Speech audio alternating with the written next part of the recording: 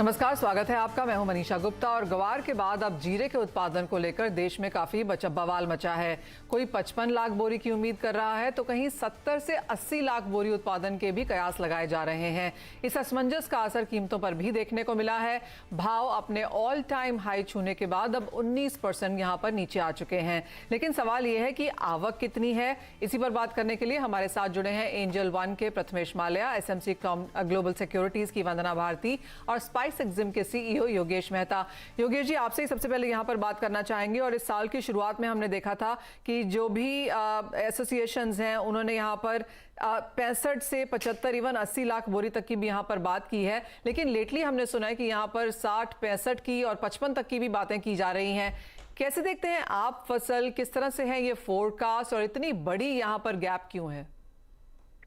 Ma'am, जनवरी से अभी तक 3 एसोसिएशन ने जो रेप्यूटेड है उन लोगों ने सर्वे करके बताया है। जैसे all India spice exporters forum जनवरी में उसने बताया था 77 लाख बैग्स। फरवरी में राजस्थान एसोसिएशन ऑफ स्पाइसेस ने 81 लाख बताया था। और ये अभी जो फिश का मीटिंग था, federation of Indian spice stakeholders, जो जिसमें आपने भी पार्टिसिपेट किया था, उन लोगों ने 70 लाख बैग्स बताया था। तो मेरे हिसाब से 65 to 70 lakh bags new crop production of 2023 is firm and 10 lakh bags carry over रहेगा। और जो लोग बताते हैं 55 से 60 लाख, वो स्पेकुलेटर्स है। उन लोगों को कैसे भी करके मार्केट को ड्रिवन करना चाहते हैं। मैं आपको एक स्टैटिस्टिक्स बताता हूँ। 2022 जनवरी टू दिसंबर तक हम लोगों ने 2,21,650 टन का एक्सपोर्ट किया था। ओके। तो 2022 जनवरी टू दिसंबर हम लोगों ने एक्सपोर्ट किया था 1,75,202 ton. That means we have 46,446 ton export हमारा कम हुआ है जी। और अभी जो ये 380 और 390 जो भाव लेके गए थे वो फंडामेंटली नहीं था, वो स्पेकुलेटर्स का स्पेकुलेशन था कि माल कम आएगा, जर्मिनेशन नहीं हुआ है, गर्मी बहुत पड़ रही है करके। हर साल जर्मिनेशन नहीं होता है, क्रॉप में डैमेज आता है, 5% to 10% आता है, कोई नई बात नहीं है करके। तो उन लोगों ने 380 लेके आया, आज 310 के पास है। मेरे हिसाब से ये जो क्रॉप है सफिशिएंट। मैं सफिशिएंट इसके लिए बोल रहा हूँ कि India needs every day 7,000 bags multiplied by 55 kilos, that is a local consumption. Okay. उनको मल्टीप्लाई में करो 365 डेज का, तो 26 lakh bags we need it, 5% here and that. Export में गिनो कि जो भाव अभी जो है उस भाव से डेफिनेटली कंजप्शन इंडिया में भी कम होएगा और एक्सपोर्ट में भी कम होएगा। इंडिया में कैसे कम होएगा, मैं एक छोटा सा आपको एग्जांपल देता हूँ। जैसे ये पानी पूरी वाला है, वो रोज का लेगा, वो 100 ग्राम मिलता है या 1 किलो लेता है जी। भाव बढ़ने से वो 200 रुपया का जीरा लेने वाला नहीं है, क्योंकि उसको परवड़ेगा नहीं कर।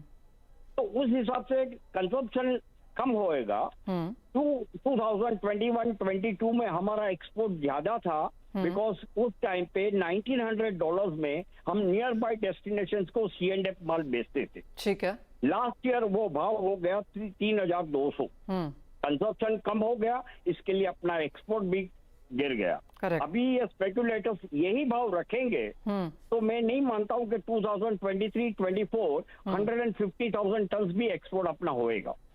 योगेश जी, एक और चीज जानना चाहेंगे आपसे कि बाकी ऑफ कोर्स जो जीरे का मेजर प्रोड्यूसर है वो भारत ही है, लेकिन बाकी कंट्रीज में भी यहाँ पर उत्पादन है। और अगर यहाँ पर प्राइसेस बढ़ते हैं तो आप किस तरह की एक्सपोर्ट मार्केट देखते हैं? बाकी कंट्रीज में किस तरह के प्राइसेस बनेंगे? देखो, जिस तरह से इंडिया का भाव बढ़ा है उस तरह से चाइना ने डबल सोइंग की है। ओके।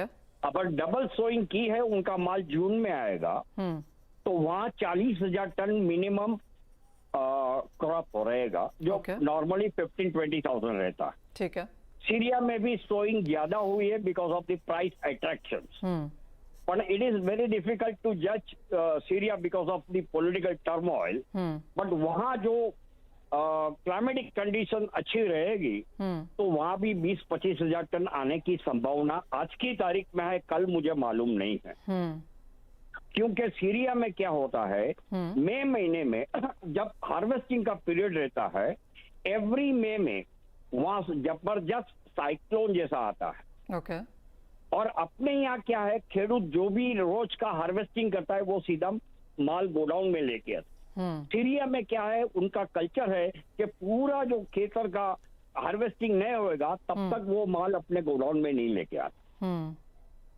ओके। तो आप कह रहे हैं कि जो ये हमने 38 39 के भाव आते हुए देखे थे, ये भी काफी हद तक स्पेक्युलेटिव थे। अगर बाजार को लगता है कि यहाँ से फसल कम है तो वो भी ऑलरेडी फैक्टर्ड इन है प्राइसेस में। जिस तरह की फसल की आप बात कर रहे हैं, 65, 70, इवन 75 लाख तक भी अगर ये जाती है, आपके हिसाब से किस तरह की डिमांड रह सकती है? क्या एक्सपोर्ट के नंबर्स बनेंगे और फिर क्या प्राइसेस रह सकते हैं?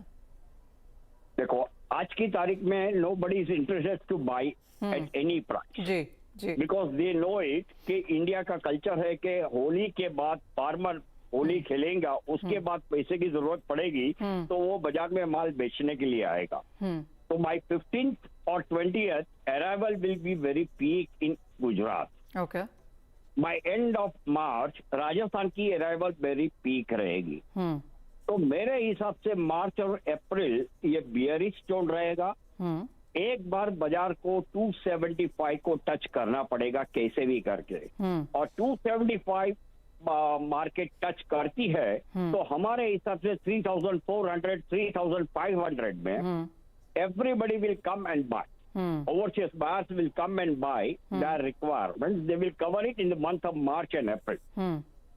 मई का मैं अभी नहीं बोल सकता हूं क्योंकि मई में ये सेंटीमेंट रहेगा कि सीरिया का क्रॉप कैसे आ रहा है, चाइना का कैसे आ रहा है, उसके हिसाब से स्पेक्युलेटर्स इतना स्पेकुलेशन करते हैं और भाव को 275 से वापस 350 370 लेके जाता है कि नहीं, that we have to see in the month of May. पर आपको लगता है कि जो उठापटक इतनी ज्यादा देखने को मिलेगी मार्च अप्रैल में, ये बहुत ही शॉर्ट लिव्ड रहेगी और ज्यादातर ये जो बड़ी स्पेकुलेटिव इंटरेस्ट है ये जून जुलाई आते आते तक खत्म हो जाएगा बाजार में से? नहीं, खत्म नहीं होएगा, माल अपने पास रहेगा आराम से। ओके। माल रहेगा। ओके। तो क्लियरली अच्छी खासी वॉलेटिलिटी है बाजार में लेके, और फसल को लेकर भी यहाँ पर कुछ चिंताएं बनती हुई नजर आ रही हैं। वंदना, आप कैसे देखती हैं प्राइसेस जीरे के आगे जाते हुए? क्योंकि ऑल टाइम हाईज हम देख चुके हैं, जो भी क्रॉप है जैसी भी है, सीरिया का अर्थक्वेक है, सब प्राइसेस में as of now factored in है। अब माल का अराइवल यहाँ पर बाजार में आना वाला है, मार्च लगता है कि बेरिश है, कोई बायर नहीं है फिलहाल यहाँ पर मार्केट्स में, तो एक नियर टर्म, एक स्लाइटली लॉन्गर टर्म स्ट्रैटेजी अगर जीरे में बनानी हो तो वो क्या है? मनीषा, इसको दो पार्ट में हम यहाँ पे डिवाइड कर सकते हैं। एक तो शॉर्ट टर्म रहेगा, एक हमारा लॉन्ग टर्म रहेगा। अराइवल्स जो है वो चाइना से और सीरिया से मई से पहले नहीं आएगा, तो डेफिनेटली यहाँ पर का जो मार्केट है वो अट्रैक्टिव रहेगा। फिलहाल मुझे लग रहा है कि होली के बाद यहाँ पे अराइवल्स जो है वो फुल फ्लेज्ड अराइवल्स होंगे, अग्रेसिव अराइवल होगा यहाँ पे, तो एक प्रेशर बनेगा। और यहाँ पे मैं 28,500 से 27,500 ये बैंड मुझे लग रहा है कि काफी स्ट्रॉन्ग सपोर्ट की तरह काम करेगा यहाँ पे एनसीडीएक्स पे। तो वो रेंज के लिए मुझे लग रहा है कि यहाँ पे फिलहाल से बिकवाली करके चलना चाहिए। लेकिन जीरे में अगर देखा जाए, मुझे बहुत ज्यादा शार्प फॉल नहीं लग रहा है कि यहाँ से प्राइसेस 20,000 या 22,000 के करीब आएगा। वो एक काफी अट्रैक्टिव लेवल रहेगा मंडी के लिए भी, जहां पे लेवाली बनेगी। और मुझे लग रहा है कि चाइना से जो एक्सपोर्ट था वो काफी कम था पिछले बार, कह सकते हैं कि 30% 25% तक हमारा इंपोर्ट कम हुआ था। वो एक फैक्टर रहेगा जो कि बहुत ज्यादा अपसाइड नहीं देगा इंडियन जीरा को। लेकिन ऊपर की तरफ प्राइसेस खासकर मानसून सीजन में मुझे लग रहा है वो एक ट्रिगर रहेगा यहाँ पे, और ऊपर की तरफ 32,000 से लेके 34,000 का एक बैंड होगा, वहां प्राइसेस जो है ऊपर की तरफ ट्रेड करेगा। तो अभी तो फिलहाल के शॉर्ट टर्म में मुझे यहाँ पे कमजोरी लग रही है। 1 से 1.5 महीने के बाद मुझे लग रहा है कि वहां से फिर से यहाँ पे लिवाली शुरू होगी, उसका रिफ्लेक्शन यहाँ पे फ्यूचर्स में दिखेगा। वंदना, हमने 1 साल में भाव यहाँ पर करीबन 14,000 से 38,000 तक आते हुए देखे हैं। I mean for an agriculture commodity आप कहेंगे इसका एक बेस शिफ्ट हो चुका है, बॉटम इसके हायर बनेंगे अब? जी, बस वही मुझे बोलना था मनीषा, क्योंकि अगर देखें ये क्रूड की तरफ बिहेव कर रहा है, गोल्ड की तरफ बिहेव कर रहा है, अब ये हायर हाइज जो हैं वो लग रहा है हायर लोज इनफैक्ट यहाँ पे बन रहा है। तो हमें एक्सपेक्ट नहीं करना होगा कि जिस तरीके से नीचे का 18,000 से लेके 16,000 तक का एक बैंड बना था वो यहाँ पे आते हुआ दिखेगा। मुझे लग रहा है कि ज्यादा से मैक्सिमम यहाँ पे 27,000, बहुत पैनिक होगा 25,000 वो न्यू बैंड बनेगा। उसके नीचे यहाँ पे जीरा जो है वो स्टेबल नहीं होगा, नीचे की तरफ प्राइसेस आएंगे, यहाँ पे एक बाइंग जो है वो बनेगा। और फिलहाल अगर थोड़ा सा एक्सपोर्ट, अगर चाइना अगर यहाँ पे निचले लेवल पे लेता है, बनाता है, तो फिर हम यहाँ पे ज्यादा प्रीमियम आता हुआ देख सकते हैं इंडियन जीरे में। जस्ट मसाले क्योंकि एसेंशियल कमोडिटी नहीं है और यही हम फिस की मीटिंग में भी बात कर रहे थे, इसलिए बहुत ज़्यादा उठापटक यहाँ पर बनती हुई नजर आ रही है क्योंकि सरकार की नज़र यहाँ नहीं है। एक एक्सपोर्ट कमोडिटी के तौर पर इसे देखा जाता है। ऑफ कोर्स इंडिया में स्पाइसेस का डोमेस्टिक कंजम्पशन अच्छा खासा है, लेकिन एक एग्जाम्पल अगर यहाँ पर धनिया का भी लें वंदना, तो अपने ऊपरी स्तरों से जिस तरह की गिरावट हमने एक तरफा यहाँ पर भी आते हुए देखी है, उस टाइम भी लोगों को लग रहा था कि शायद भाव रुकेंगे, लेकिन अच्छी खासी मुनाफा वसूली यहाँ पर देखने को मिली। तो ओवरऑल मसालों का सेक्टर अब यहाँ से अगर आगे जाता हुआ देखें, कैसे देखती हैं आप? क्योंकि फसल में पिछले साल के कंपैरिजन में ठीक ठाक ही है, उसके बावजूद भी इतनी प्राइस वॉल्टिलिटी। जी, वहां पे यहाँ पे मनीषा देखा गया है कि धनिया में यहाँ पे बहुत ज्यादा मूव आई है और लोग को एक्सपेक्टेड नहीं था कि 14,000 की कमोडिटी एक बार से यहाँ पे 7,000 के करीब आएगी और वहां पे जाके भी स्टेबिलिटी जो है वो दिख नहीं रही है। मुझे लग रहा है यहाँ पे कि अब थोड़ी सी यहाँ पे जो बढ़त है वो देखने को मिलेगा और 2 सीजन मुझे लगता है कि एक तो यहाँ पे फेस्टिवल सीजन की शुरुआत होगी, शादियों का मौसम आएगा और यहाँ पे एक मॉनसून सीजन की शुरुआत जैसे यहाँ पे होगी, चाहे वो मई हो या जून हो। ये 3 ट्रिगर मुझे लग रहा है कि एक तो लोअर बैंड है प्राइसेस का, वो एक्सपोर्ट को अट्रैक्ट करेगा, यहाँ पे लिवाली अट्रैक्ट करेगा मंडी में। दूसरी चीज है कि शादियों का सीजन शुरू होगा और तीसरा है यहाँ पे मानसून। इसकी वजह से मुझे लग रहा है कि ओवरऑल मसाले के पैक में एक जो बाइंग है वो यहाँ पे आएगी और मुझे लग रहा है कि धनिया में 6,500 से लेके 7,000 एक जो जोन है वो यहाँ पे सपोर्ट की तरफ बन जाएगा। उससे नीचे थोड़ा मुझे टफ लग रहा है स्टेबल होना। ऑलराइट, तो यानी काफी उठापटक यहाँ पर बरकरार रह सकती है। योगेश जी, आपके कोई फाइनल कमेंट्स यहाँ पर? क्योंकि जीरे की तो हमने बात की, लेकिन बाकी मसालों में उठापटक जारी है। मैं धनिया की बात कर रहा हूँ। नो वन वाज एक्सपेक्टेड के 1,75 लाख बैग्स का प्रोडक्शन हुआ है। That is 147% higher than the last year. Every overseas buyers are aware that the production is 150% more than the last year. They doesn't want to enter unless they are badly need of the goods. तो मेरे हिसाब से धनिया और भी नरम होने का चांसेस है। बुलिश ट्रेंड उसमें कोई भी नहीं है। Speculators will enter at the rate of 60 rupees. वो जीरा में इतना पैसा नहीं लगाएंगे और उनमें इन्वेस्टमेंट नहीं करेंगे, ज्यादातर वो कोरिएंडर में करेंगे और फॉरेन बायर्स जो भी है वो 60 रुपीज की लेवल पे लेने के लिए डेफिनेटली आएंगे। यानी कि वॉल्टिलिटी जो है वो क्योंकि 275 रुपीज रहेगा तो there will be a very good demand across the globe. I am not talking about the China we have to see last year उन लोगों ने 30% माल नहीं लिया था, 30,000 टन माल कम लिया था। इस साल इनका प्रोडक्शन ज्यादा है तो वो लोग कम से कम माल लेने के लिए इधर आएंगे करके। आपको ये भी सोचना है जीरा को अपना एसेंशियल कमोडिटी नहीं है। 35 countries have ban conventional cumin seed for imports.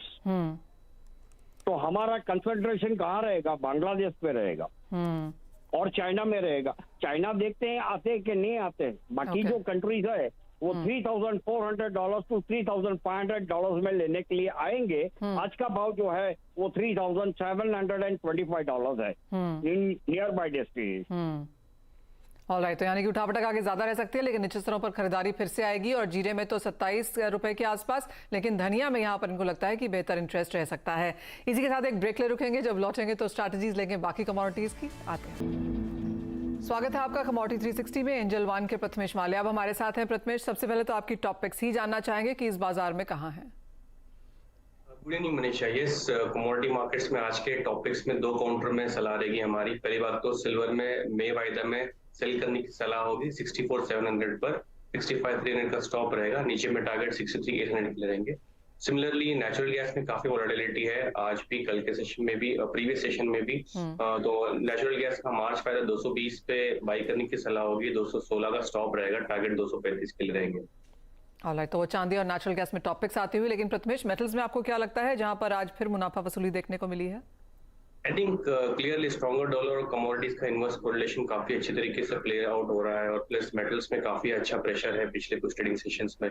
मेरे ख्याल से सारे मेटल्स में जो फेवरेट टॉपिक में कॉपर रहेगी, सेल करने की सलाह रहेगी 755 के पास में। 759 का स्टॉप रहेगा, टारगेट 747 के।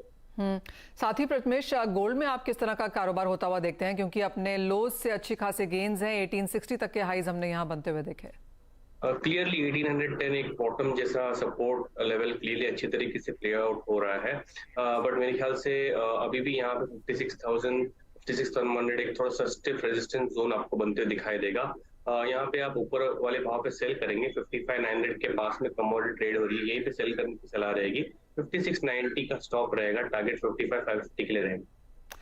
ऑलराइट, तो यानी कि मेटल्स में कुछ मुनाफा वसूली जारी रह सकती है, लेकिन खरीदारी नेचुरल गैस में यहाँ पर करने की राय है। बहुत शुक्रिया प्रथमेश, साथ जोड़ने के लिए, तमाम स्ट्रैटेजीज बनाकर भी देने के लिए। जाते जाते आपको बता दें कि महाराष्ट्र के नासिक में एक किसान ने अपनी प्याज की पूरी फसल जला दी है। फसल की कीमत ना मिल पाने से किसान परेशान था, जिसकी वजह से उसने पूरे खेत को आग के हवाले कर दिया।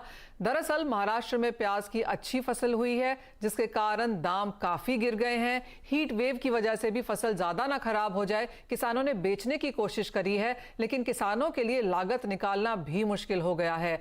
आपको बता दें कि पिछले हफ्ते ही विपक्ष के नेताओं ने मुंबई में गले में प्याज की माला पहनकर विरोध भी किया था, लेकिन बहुत ज्यादा फर्क एज ऑफ नाउ अनियन के भावों पर नहीं पड़ा है। नेफेड को खरीदारी करने को कहा गया है, दिल्ली में उन्होंने बेचना भी शुरू किया है, लेकिन उसके बावजूद भी बहुत जल्दी ये खरीदारी फिलहाल होती हुई नजर नहीं आ रही। और जैसे कि आप देख सकते हैं, होली से पहले यहां पर प्याज की होलिका जलती हुई और किसान ने पूरी अपने खेत में यहां पर आग लगा दी। लागत स्वाहा होती हुई नजर आई है और क्लियरली एक नुकसान भरा वाला साल या सीजन यहां पर प्याज के किसानों के लिए रह सकता है।